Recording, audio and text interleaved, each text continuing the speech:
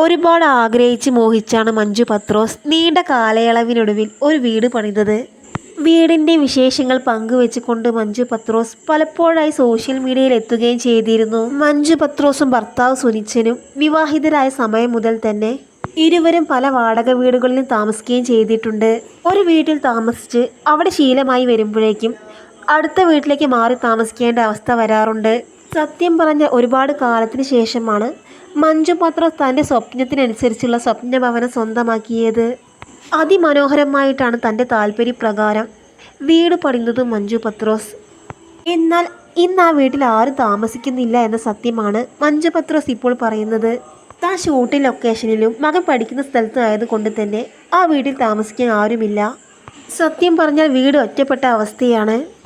Vacation സമയത്താണെങ്കിൽ പോലും അവിടെ പോയി താമസിക്കാമെന്ന് കരുതുമ്പോൾ തനിക്ക് ലീവ് ഉണ്ടാവുമ്പോൾ മകന് ലീവ് ഉണ്ടാവില്ല.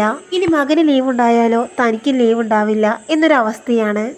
ഷൂട്ടിംഗ് ലൊക്കേഷനടുത്ത് താമസിക്കുന്ന വീടിൻ്റെ വാടകയും വീടിൻ്റെ അറ്റകുറ്റപ്പണികൾക്കുള്ള പണവും എല്ലാം കൂടി ആകുമ്പോൾ വലിയ തുക തന്നെ നഷ്ടമാകുന്നുണ്ട് എന്ന് മഞ്ജു പത്രോസ് പറയുന്നു. പുതിയ വീട് പണിഞ്ഞതിന് ശേഷം അവിടെയൊന്നും മനസ്സറിഞ്ഞ് നിൽക്കാൻ സാധിച്ചിട്ടില്ല എന്നാണ് മഞ്ജു പത്രോസ് കൂട്ടിച്ചേർത്തത്. വാടക വീടിൽ താമസിച്ച് മടുത്തതിന് ശേഷമാണ് സ്വന്തമായി വീട് പണിഞ്ഞത് എന്നാണ് മഞ്ജു പത്രോസ് കൂട്ടിച്ചേർക്കുന്നത്. വീടിന് വേണ്ടി ഒരുപാട് പണം മുടക്കിയെന്നും സത്യം പറഞ്ഞാൽ അത്രയും വലിയൊരു വീട് വേണ്ടായിരുന്നു എന്നും വീടിന് വേണ്ടി ഒരുപാട് പണം ചിലവഴിച്ചു എന്നും മഞ്ജു പത്രോസ് കൂട്ടിച്ചേർത്തു. മഴവിൽ മനോരമയിൽ സംപ്രേഷണം ചെയ്തിരുന്ന വെറുതെയല്ല ഭാര്യ എന്ന റിയാലിറ്റി ഷോയിലൂടെയാണ് മഞ്ജു പത്രോസ് മിനി സ്ക്രീൻ രംഗത്തേക്ക് വരുന്നത്. വെറുതെയല്ല ഭാര്യ എന്ന ഷോ മഞ്ജു പത്രോസിന് ഒരുപാട് അവസരങ്ങൾ ലഭിക്കാൻ കാരണമായി.